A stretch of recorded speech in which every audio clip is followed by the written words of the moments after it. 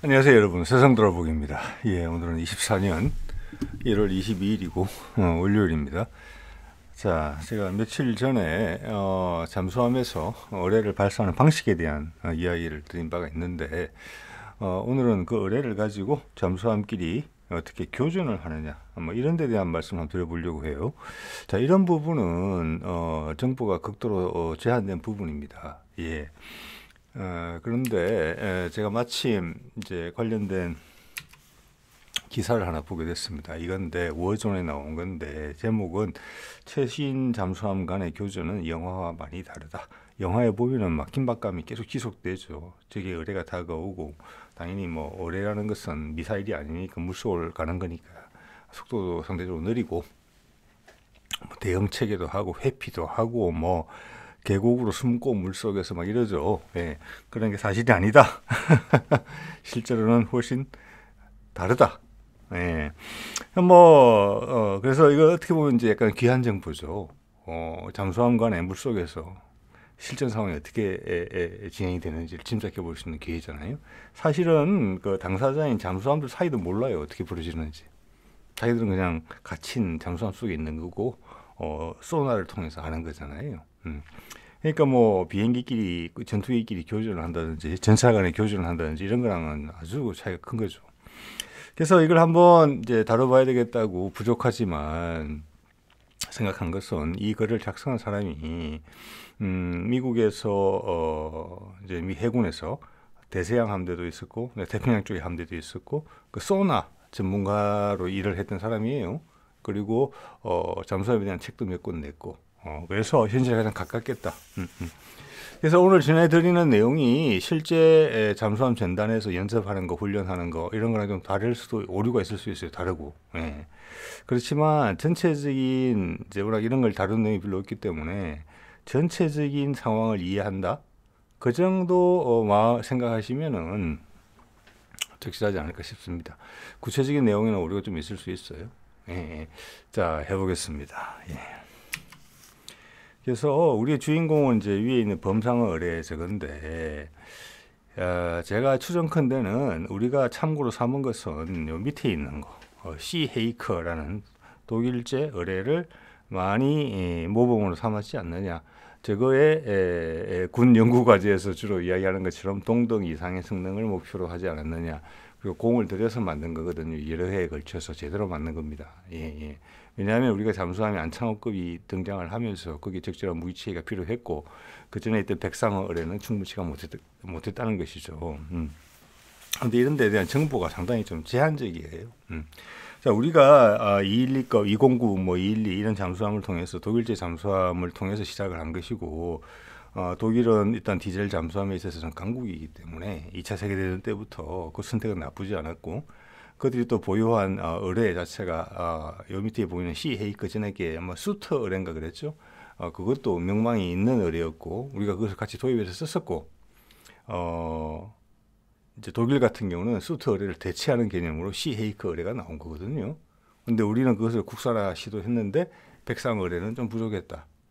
그래서 이번에는 두 번째 시도하는 거니까 제대로 하자. 그래서 역시나 지금 최상급으로 인정을 받고 있는 것 같아요. 시 헤이크도. 뭐 최고 중에 하나다 이렇게 보면 되겠죠, 서방권에서. 그래서 그걸 이제 동등 이상으로 시도했을 거다라고 짐작을 합니다. 뭐 쭉 보시다 보면은 뭐 그런 짐작이 과히 틀리지는 않았겠다 이런 생각은 드실 거예요. 자, 범상어 그랬는데 크기나 직경은 530mm 이런 거 다 비슷해요. 무게도 제가 봐서는 거의 비슷해요. 밝혀지는데 스펙을 봤을 때 외형상 비슷하고 형식도 비슷하다. 사거리도 약 50km다. 사거리 50km고 최대 속도는 우리가 빨라요. 근데 최대 속도도 의외로 중요한 부분이더라고요. 상대방이 회피할 시간은 거의 주지 않고, 또 상대방이 뭐 디코이랄까 방어 체계를 가동하는 시간을 최소화할 수 있기 때문에, 특히 오늘 뒤에 나오겠습니다만은 마지막 목표물에 돌입하는 시기의 시간은 상당히 중요하다고 봅니다. 자, 둘 다 전기 추진이고, 전기 추진이라는 면에서 지금 독일제하고 우리하고는 배터리가 다른 것 같아요. 우리는 지금 리튬 이온 배터리라고 정확히 나와 있는데, 독일은 좀 애매하고 해외랑 같이 개발한 것 같아요.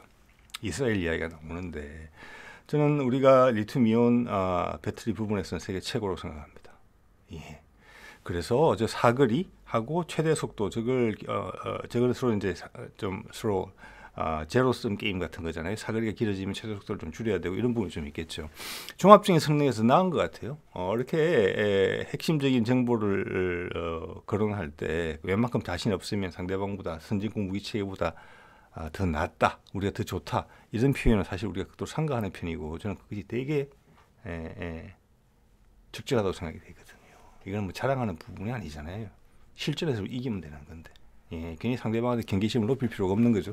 그럼에도 최대 속도가 10노트 이상 높게 나온다. 그러면은 이게 약 20km 가량 더 빠른 거예요, 시속. 자, 전기 추진하면서 갖고 우리 배터리 강국의 면모를 잘 활용했다. 또 다목적이라는 이야기가 나와요. 다목적은 뭐냐? 제가 이해하기로는 두 가지 목적으로 쓴다는 겁니다. 하나는 수상함을 공격하는 거. 그게 하나고, 두 번째는 잠수함을 공격하는 거. 자, 과거에는 이것이 따로따로 의뢰가 있었던 것 같아요. 근데 지금은 대부분 다목적인 것 같습니다. 다른 의뢰들도. 그리고 최신 유행이 아니라 최신 트렌드인 항적 추적 기능이 들어있어요. 항적이라는 것은 배가 회피 기동을 하면서 뒤에 막 거품이 나오잖아요. 이렇게 그러니까 거품을 추적하는 겁니다. 이것은 그렇기 때문에 저게 군함을 공격할 때 가장 헷갈리는 부분은 디코이를 많이 뿌리거든요. 즉 배하고 똑같은 음파를 발생하는 것들을 계속 뿌리면서 가공의 항적을 가공의 배의 진행 방향을 만들어내고 거기에 많이 헷갈린단 말이에요. 근데 항적 추적은 그런 위험이 엄청나게 낮아요. 이건 한번 걸리면은 피하기가 어렵다는 겁니다. 거기다가 둘 다 유선 유도라는 특성을 가지고 있어요. 유선 유도로 간다? 이것은 두 가지 의미가 있습니다. 하나는 의뢰 앞에 붙어 있는 지금 제가 빨간색 동그라미 한 거 저기 사실은 말하면 이제 A사 레이더인데 A사 소나라고 보시면 돼요. 배열도 비슷하게 돼 있어요 안에. 그리고 빔 포밍을 한다 그러죠. 빔을 조향을 하죠 이렇게. 그게 A사의 특징이잖아요. 지가 기계적으로 움직이지 않더라도 이거 똑같습니다. 소나도. 예, 단지 이거는 음파고 그거는 전자파고 그 차이가 다를 따름이죠. 이런 의뢰의 탐색기도 좋아졌지만 의뢰를 발사하는 잠수함의 탐색기는 더 높은 수준으로 좋아졌다. 최소한 상대방이 소리만 노출한다면 50km 훨씬 이상에서도 상대방을 감지할 수 있다는 거거든요. 내가 매복을 하고 있고 나의 존재를 모르고 상대방이 소리를 내면서 지나가면 알 수 있다는 거예요. 자, 그래서 전반적으로 잠수함 자체에 있는 소나가 훨씬 훌륭하기 때문에 그리고 더 정밀하기 때문에 동시에 상대방이 디코이를 뿌린다거나 이럴 때 우리가 훨씬 분간을 쉽게 해낼 수 있다. 예. 또 당연히 작전 상황에서 예상치 못한 적이 나타나고 여러 개의 목표물이 감지가 될 때 우선순위 배정하는 이런 부분은 모선에서 결정하는 게 좋다. 모선에서 그런 운용의 확장성을 극대화하기 위해서는 유선으로 연결되어 있다. 그래서 사실 더 위력적이다. 네, 타격력이 더 높아진 것이다. 그래서 요즘 의뢰는 피하기가 어렵다. 엄청나게 조용해졌다. 아주 가까이 오기 전까지는 그래서 의뢰가 마지막에 최후 돌진을 하기 위해서 능동 소나를 최대한으로 확 켜고 속도를 확 올리는 그 순간 전까지는 접근하는 것을 모른다. 이게 지금 중론인 것 같습니다. 예, 그래서 영화와 다르다는 겁니다. 영화에서 보면 저쪽에서 발사했다, 몇 초 전 이렇게 나오잖아요. 그게 아니라는 이야기입니다. 예. 그래서 우리 의뢰가 시헤이커보다 일단 그냥 일반적인 생각으로 봤을 때 좀 더 나은 부분은 최소한 그거라고 봅니다. 배터리가 낮고 우리가 소나를 딱 국산화했기 때문에 소나 성능에서도 우리가 후속 개발이거든요. 부족하지 않을 거다 이런 생각이 좀 드네요. 여기 알고리즘적인 부분이 상당히 많이 작용할 것 같고 잠수함의 그 전투체계 우리 그 국산화돼 있잖아요. 아마 LIG에서 한 것 같은데 함정 전투체계는 아마 한화에서 했고 그런 전투체계하고 연동하고 전투체계가 얼마나 그 똑똑하게 이걸 해결해내는 간파해내느냐 이런 부분도 전투력에 의뢰의 치명성에 크게 영향을 주는 부분이다. 그런 걸 느낄 수가 있었습니다. 예. 자, 이런 의뢰만 있느냐? 그렇지 않아요. 이게 현용 주력 의뢰인데 미국의 MK48 이것도 계속 개량형이 나오고 있죠. 사진 속은 최신형인 것 같고 밑에는 영국 거예요. BAE에서 만든 스피어핏이라는 건데 영국 건데 이 의뢰의 특징이 뭐냐면은 열추진이에요. 열추진. 즉 이건 안에 터보 엔진이 들어있어요. 쉽게 말해서 그냥 기름 넣고 가는 거예요. 연료를 태워서 안에 뭐 왕복 엔진이나 요즘은 대부분 제트 엔진 같습니다. 그걸 해서 터보 제트로 그 뭐야 워터 제트 있죠, 펌프 제트라고 그러죠. 예, 예. 그걸로 추진하는 거예요. 이런 의뢰들이 왜 나왔냐? 아직도 왜 현용으로 쓰이고 있느냐? 예, 이거는 관리하기가 힘들어요. 배터리보다. 그런데 초기 배터리는 힘이 약했기 때문에 적 잠수함이 급기동해서 깊이 잠항을 한다거나 아마 예전에 월남전 때 보면은 처음으로 대공 미사일이 위력적인 존재로 부각이 됐을 때 그때 미군기들의 러시아 미사일에 대응하는 미군 제트기들의 그 전투기들의 대응 방식을 보면은 고도를 높여서 올라가거든요. 급가속하면서 그것은 뭐냐? 미사일의 힘을 떨어뜨리는 거예요. 예. 자, 그 다음에 한번 회피를 해내면은 동력이 소진된 미사일은 더 이상 못 따라오는 경우가 있었거든요. 지금은 당연히 안 그렇겠죠. 이것도 마찬가지입니다. 적 잠수함이 급기동하면서 무척 깊이 들어가면은 그 부력을 견뎌내면서 따라가야 되잖아요. 의뢰가. 그때 초창기의 배터리는 그 정도 힘을 못 냈다. 지금 전혀 다른 이야기죠. 예, 예. 우리가 배터리 강국이라는 점이 여기 제대로 반영이 됩니다. 그렇기 때문에 거기에 확신이 없었기 때문에 이런 열추진 방식을 썼던 겁니다. 예, 없어지는 추세예요. 그런데 제가 봤을 때는 위에 보면 F-21이라고 프랑스의 최신 의뢰고 밑에는 러시아제 UET-1이라는 최신 의뢰예요. 이 지금 저기 조그만 글자로 적힌 거 프랑스 제품을 소개하는 것은 뭐냐? 열추진 방식에 좀 전에 영국 거, 미국 거 같은 의뢰에 같은 성능을 전기 추진으로 구현한 방식이다라고 돼 있어요. 예, 이게 추세라는 거예요. 배터리 성능이 좋아지면서. 심지어 러시아도 이 밑에 것도 전기 추진이에요. 예. 자, 우리 지금 범상어 의뢰 이까지 보시면 어떤 느낌이 드느냐면 우리 범상어 의뢰에 최대 심도가 나와 있지 않아요. 예, 지금 뭐 이런 건 500m, 아까 열추진 같은 경우는 500m. 그리고 일본 의뢰 같은 경우는 뭐 700, 800, 900까지 스펙상 나와 있어요. 예, 우리는 그게 없어요.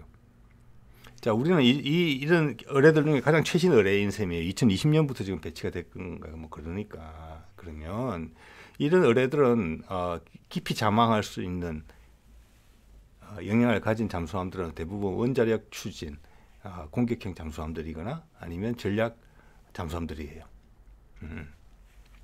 우리도 심도란 부분이 노출이 된다면은 어느 정도까지 대응이 될지 아마 상당한 심도로 내려갈 수 있지 않을까 이런 짐작을 하게 됩니다. 그게 왜 지금 요구되는 것들이거든요. 전부 다. 즉 위기 상황에서 적의 전략 핵잠을 쫓아다니면서 주변 잠재적 적국에 그것을 폭파하는 게 사실은 향후 의뢰의 목적이고 또 그런 목적을 수행하기 위해서는 우리가 핵추진 잠수함이 있어야지 상대방의 핵추진 전략잠을 쫓아다니는 거고 또 우리가 항공모함을 통해서 대양함대를 만든다 그러면 그 대양함대를 쫓아다니려면 또 잠수함이 핵추진이 돼야 되고 이런 것들이 이제 걸려 있는 거죠. 예, 그래서 뭐 전기 추진으로 가는 것 같다. 뭐 이게 제 판단입니다. 이쪽 보건데. 그래서 좀 전에 다목적 의뢰라는 부분은 제가 이제 말씀을 드렸죠. 수상함과 잠수함을 다 대응한다. 요즘은 그게 기본이다. 말씀드렸고 유선 유도다. 그죠? 말씀드렸죠. 모선에 탐색기가 향상되어 있고 상황에 즉각 바뀌는 상황에 대응력도 좋다. 상대방한테 잘 속지도 않는다. 그래서 유선 유도가 일반화되고 있다. 자, 그래서 그 현장의 목소리, 실제 상황이 어떻느냐에 대해서 이야기를 좀 드려보면은 일단 제가 빨간 동그라미를 쳤는데 저기 부분이 뭐냐면 이게 지금 영화 강철비 2라는 우리 한국 영화에서 잠수함 전투씬이거든요. 아까 워존의 기사 내용을 보면은 쪽의 전문가의 걸선이의 말에 따르면은 요즘 유선 유도 의뢰는 발사를 하면은 바로 밑으로 내려간다. 왜 그러느냐? 그 뒤에 선이 계속 풀려 나오잖아요. 그죠? 유선이니까. 그게 높이가 같거나 높으면은 그게 흘러와서 잠수함 몸체에 감길 수가 있다. 예, 그래서 일단은 낮게 수심 깊이 내려간다 더. 그러면은 여유분의 전선이 밑으로 깔아앉겠죠. 예. 자, 그런 부분이 이게 잘 묘사가 됐다고 봅니다. 우연의 일치일 수도 있어요.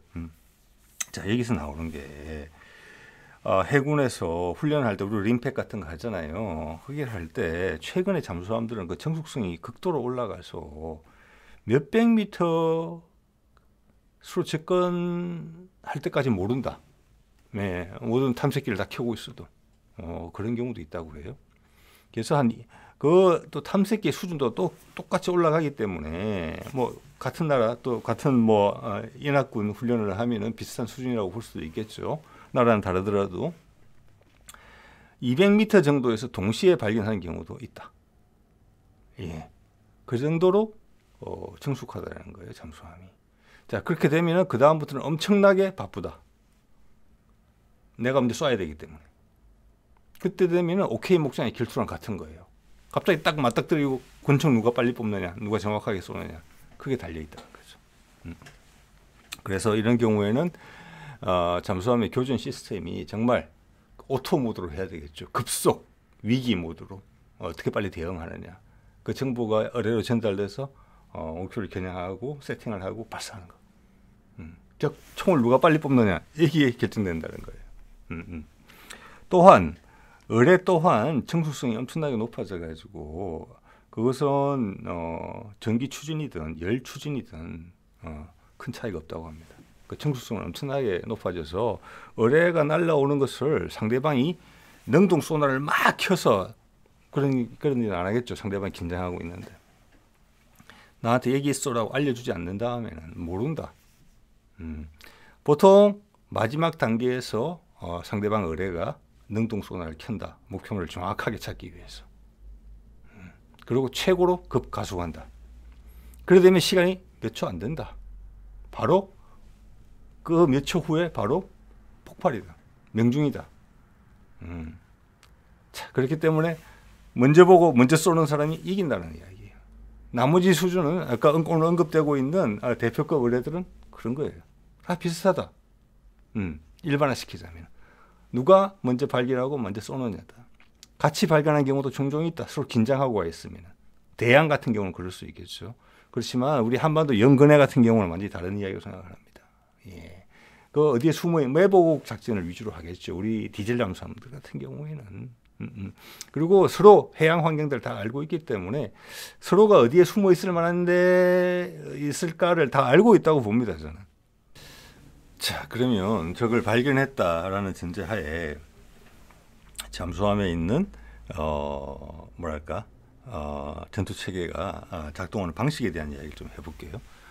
우리도 이런 잠수함 교리를 일단 잠수함 자체를 독일에서 가져왔고 기술의 원료가 그 다음에 미국과 군사 협력 관계가 많이 있기 때문에 이 미국 쪽의 이야기가 거의 비슷하지 않을까 이런 생각을 일단 해봅니다. 발견이 되면은 킬 박스를 설정한다. 이게 제일 처음이더라고요. 상대방을 대충의 위치를 찾았으면 그 킬 박스라는 건 제가 저기 정육면체 오른쪽에 그려놨죠.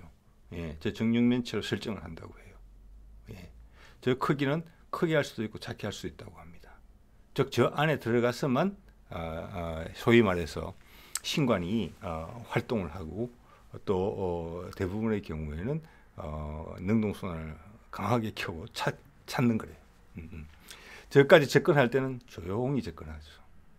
그렇지만 역시 소나를 수동 소나를 쓰거나 능동 소나를 쓰더라도 주위의 잡음 속에 묻힐 정도로 그러면서 천천히 찾으면서 간다고 해요. 저는 일단 진입하면은 딱 켜고 눈으로 불을 확 켜고 속도를 올려서 그때 되면 내가 노출되는 거잖아요. 근데 그 시간이 몇 초가 안 된다는 거예요. 상대방 의뢰가 여기 있다 싶으면 그냥 꽝이라는 거죠. 자, 그래서 좀 전에 이제 그런 말씀을 드린 거고 잡음 수준을 넘지 않는 수준의 음파 탐색을 하면서 간다. 과거에는 이 접근할 때도 소위 A사 레이더가 아니고 옛날 과거 방식 기계식 레이더처럼 기계식 소나처럼 그랬던 상황에서는 의뢰 자체가 좌우로 이렇게 틀면서 갔대요. 찾으려고. 근데 지금은 A사 방식처럼 빔을 이제 전자적으로 형성을 하기 때문에 그런 부분에서 의뢰의 킬박스로 접근하는 속도도 상당히 빨라졌다고 합니다. 예. 일단 크게 속도를 안 내는 이유는 소음 문제도 있는 것 같아요. 겸사겸사. 그리고 이제 킬박스가 크기를 이제 모선해서 계속 추적을 하게 되면은 킬박스의 크기가 줄어들 수 있다고 해요. 예. 그리고 이거는 이제 서로 가까운 곳에서 교전 상황이 벌어지게 되면은 기동을 막 할 때 내 잠수함 모선 자체가 저 킬박스에 들어가는 경우도 있대요. 그래서 그런 것들을 훈련을 많이 한다고 합니다. 서로 막 엉키는 경우에는. 예. 저 말은 킬박스가 상당히 크게 설정될 수도 있다는 거예요. 근데 킬박스가 그렇게 설정이 되어 있는지도 모르고 전장의 긴장도가 높아지면 내 모함이 이걸 발사를 해놓고 내 그 뭐래나 추적을 하고 있는데 내가 거기 들어갈 수 있다는 거예요. 그럼 내가 발사한 의뢰의 목표가 될 수 있다는 거예요. 속도차가 그렇게 많이 나지는 않으니까. 자, 그리고 말씀드린 것처럼 일단 킬박스 내로 진입이 되게 되면은 능동 탐색기를 최대치로 켜고 정확한 위치를 찾아서 최고속으로 달려든다. 보통 저래된 경우에는 이미 회피 불능이다. 예. 그래서 다시 한번 말씀드리지만 먼저 보고 먼저 쏘는 사람이 이긴다.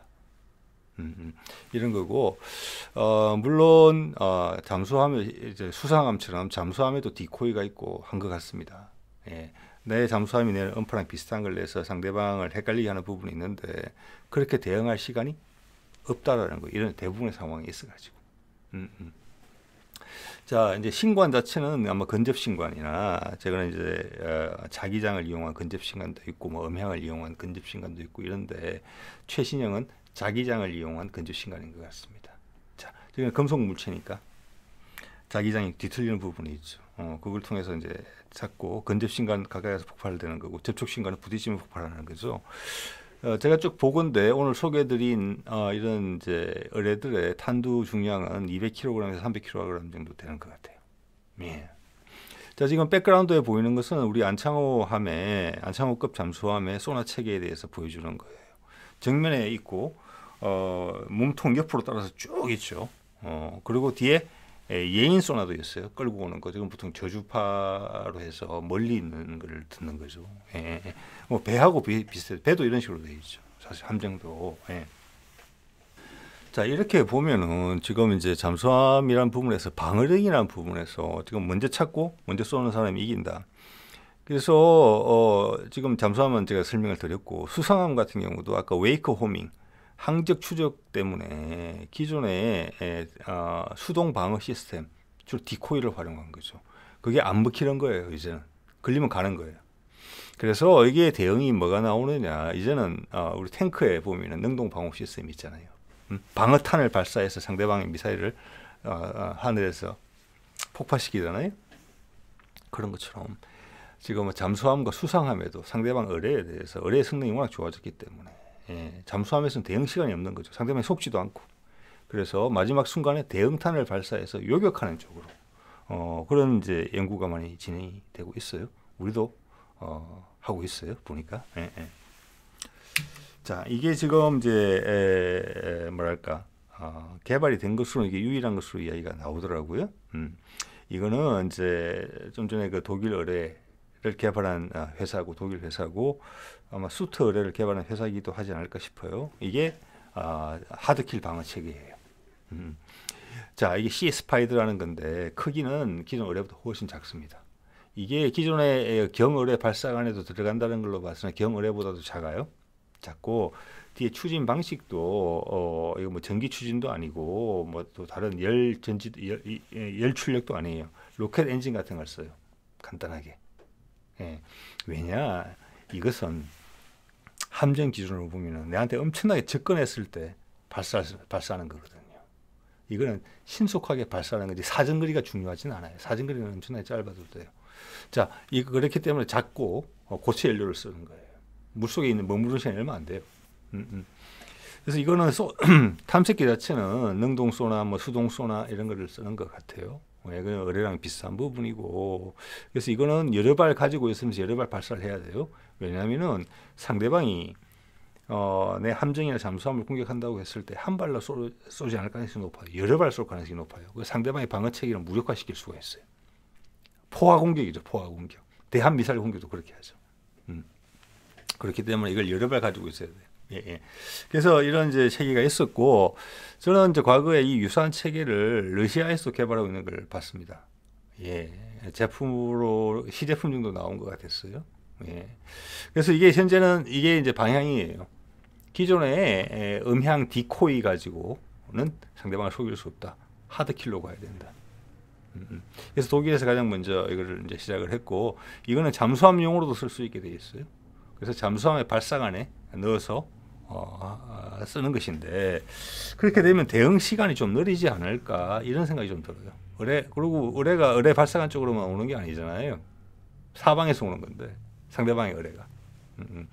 그래서 이거는 일단 수상함의 비중이 높은 것 같고, 이걸 본격적으로 잠수함에 장비하기 위해서는 잠수함용 발사 체계를 따로 좀 고안을 해야 된다. 우리도 전차포가 있지만 능동 방호 체계는 여러 군데를 보고 있잖아요. 이렇게 예, 그런 것처럼. 예. 그래서 이 자료 검색을 하다 보니까 문화일보에서 이런 기사가 난 적이 있어요. 작년 6월 달에, 어제 제가 그제 소개드렸나요? 북한에서 핵 의뢰, 해일이라는 거, 그 이야기가 나오니까 맞물려서 그것을 사냥할 수 있는 국산 요격용 의뢰를 개발 착수했다. 예, 제가 그런 연구 과제가 있는 걸 본 적이 있습니다. 이건 해일이 나오기 전에부터 있었고, 저는 오히려 해일하고는 별로 상관이 없다고 생각이 들어요. 왜 그렇게 생각을 하는고 하니, 좀 전에 말씀드린 것처럼 저기 독일의 사례처럼 보면은 저거는 되게 사정거리가 짧아요. 요격 의뢰는. 그래서 로켓 엔진 쓰는 거잖아요. 고체 연료 같은 거. 왜 물속에서 머물 시간이 짧으니까. 자, 그렇다면 이거는 자함 방어용이에요. 자함 방어용. 그래도 근거리 방어용. 우리 수상으로 치자면은 CIWS 같은 거예요. 자, 그런데 핵 의뢰는 이게 안에 엄청난 킬로톤 수의 핵탄두가 들은 거고, 함대를 공격할 목적으로 오는 거거든요, 이게. 예. 그래서 수상함을 내가 타고 있는 수상함 기준으로 했을 때 내 요격 의뢰가 갈 수 있는 반경은 아주 짧을 거예요. 그래서 이거는 논리적으로 이걸 전용으로 개발된다? 이건 아니라고 보고, 기존에 우리도 함정 방어용으로 그리고 잠수함 방어용으로 이런 것을 개발하고 있었는데, 마침 북한에서 핵의뢰 이야기가 나오니까 그기랑 좀 겹쳐졌다. 그런데 실제 이 용어는 쓰지 못한다. 이렇게 맞으면 함대가 다 주저앉는다. 그런 말씀 좀 드리고 싶어요. 문화일보 기자님한테 좀 미안한 이야기지만. 자, 그리고 이제 먼저 찾고 먼저 쏜다가 지금 핵심이라는 거 여러분 이제 느끼셨을 거라고 봅니다. 예. 그리고 우리 한반도 주변 해역, 중국군 있고, 일본군 있고, 우리 있고, 미군 있고, 러시아군 있고, 뭐 엄청나잖아요. 그죠? 예. 그래서 이미 바다에 숨을 만한 데 서로 다 알고 있다. 거기다가 떠있는 함정도 엄청나게 많다. 자, 먼저 쏘고, 먼저 발견하고, 먼저 쏜다는 관점에서 봤을 때, 이 KDDX 소나 체계, 이거 그림 나온 거 보세요. LIG 넥슨에서 예전에 가져온 건데, 예, 우리 이거 다 국산화가 돼 있잖아요. 심도에 따라서. 예인 소나도 있고, 가변 심도도 있어요. 왜냐하면 물속은 하늘과 달라서 물 온도청이 다르면은 음파가 반사되고 통과를 못하는 경우도 많이 있어요. 그래서 그 심도별로 다 체크하겠다는 거예요. 그리고 예인 소나는 뭐 장거리에서 아주 저주파를 잡겠다는 거고. 예. 자, 그것을 또 여러 함정끼리 공유를 해서 3차원적인 시야를 가지겠다는 거잖아요. 이 음파의 청, 이런 것은 한반도 근해에서는 이미 계절별로 다 파악되어 있다고 봅니다. 어디에서 몇 척의 함정이 다양한 소나를 이렇게 저렇게 배치하면은 그 안은 훤하게 파악할 수 있는 그런 수준. 네, 마음을 먹는다면. 자, 여기다가 하늘에 초계기가 있죠. 초계기는 하늘에 있는 존재이기 때문에 잠수함의 가상의 위치에 가까이 접근할 수 있어요. 하늘에서. 그럼 함정에 또 초계 헬기 있죠. 대잠 헬기 있고, 앞으로 무인 시스템이 작동할 거예요. 수상에서도. 수상에 항상 찾습니다. 설치되어 있는 것도 있어요. 소나 체계가 바닥에 기뢰처럼 떠 있으면서 숨을 데가 없어요. 발각되면 무조건 가는 거죠. 이런 경우에는. 그래서 잠수함이라는 부분들이 우리 연근의 해역에서 작전할 때하고, 향후 우리가 핵추진 잠수함을 가져서 대양에서 작전할 때는 전혀 다른 그림이다. 아마 훈련도 전혀 딴판으로 해야 될 것 같다. 이거 하나 마스터하기도 쉽지 않다. 갈수록 무인화 될 것 같다는 생각이 듭니다. 예, 연근해 같은 경우는 이런 부분이 뭐 향후 이제 대양 작전도 그렇겠죠. 그래서 우리가 해군용으로 개발하고 있는 무인 자산들이 상당히 중요하다. 그리고 초계기 같은 거 좀 더 확보가 돼야 되고 우리 이제 중형 수송기 이런 거 나오면서 기존 이제 소나스는 대부분 확보를 했기 때문에 초계기 국산화 이런 것도 상당히 크게 노리는 부분이라고 생각을 합니다. 예, 되게 중요한 안보 자산이거든요.